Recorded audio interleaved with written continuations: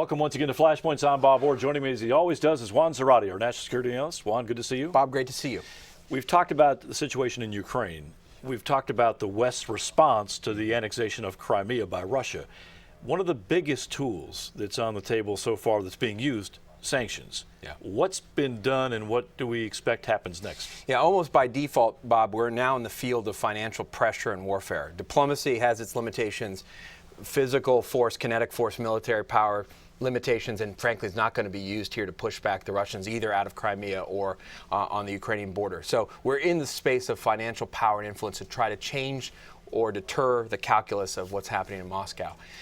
What has happened to date is that the European Union and the U.S. have put out a number of names tied to sanctions related to the instability in the Ukraine, as well as going after Russian officials, to include inner circle officials around Putin, for the actions in the Ukraine.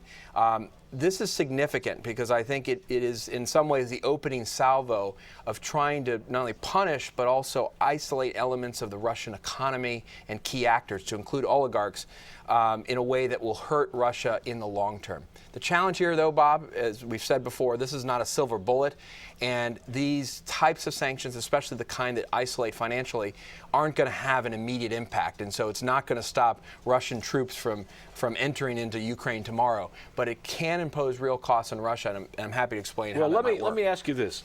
So these sanctions, I mean, to some people they look tough, to some people they look weak. Do they have any real impact, or is mostly this about sending a message? I mean, how much damage can these sanctions do? They have multiple effects. First is they can have diplomatic, sort of symbolic effect, right? Look, we're designating inner circle of Putin's elite, for example. You can no longer have a bank account in the West. You can't travel to the West. There's visa bans.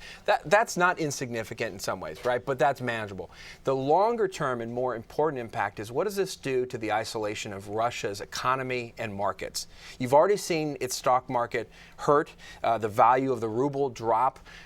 You've started to see, and I've heard this in my own conversations, started to hear questions on the part of Western companies and investors as to how they're even going to operate in Russia with this level of uncertainty around what's going to happen. Not what's happened so far, but what could happen. What could happen, right? And keep in mind, capital is a coward, right? So it will flee places of conflict and instability if there's a chance that there's going to be a problem. Things like assets being frozen or financial warfare back and forth.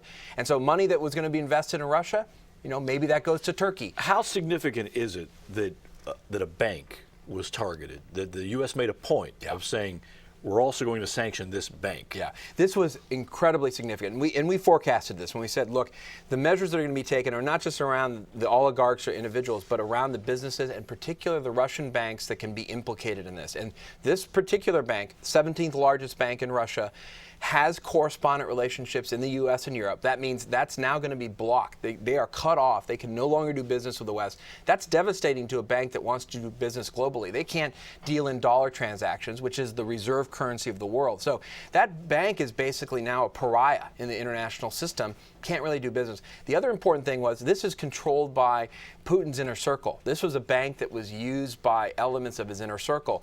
So it sends a very clear message. That's personal. That's personal. Very clear to Putin and his cronies that your ability to finance things and to do business in the West, you may laugh it off now, but this is going to hurt a week, 2 weeks down the road, and down the road you're going to be unable to do business the way you have. As we wrap this up, you said laugh it off. It seemed like Putin was laughing because after the new sanctions were announced, he slapped sanctions on people here like Senator John McCain. Yeah, I think the Russians are sending a clear message. Look, we can two can play at this game, right? This is not just something the U.S. can do. We can do it as well.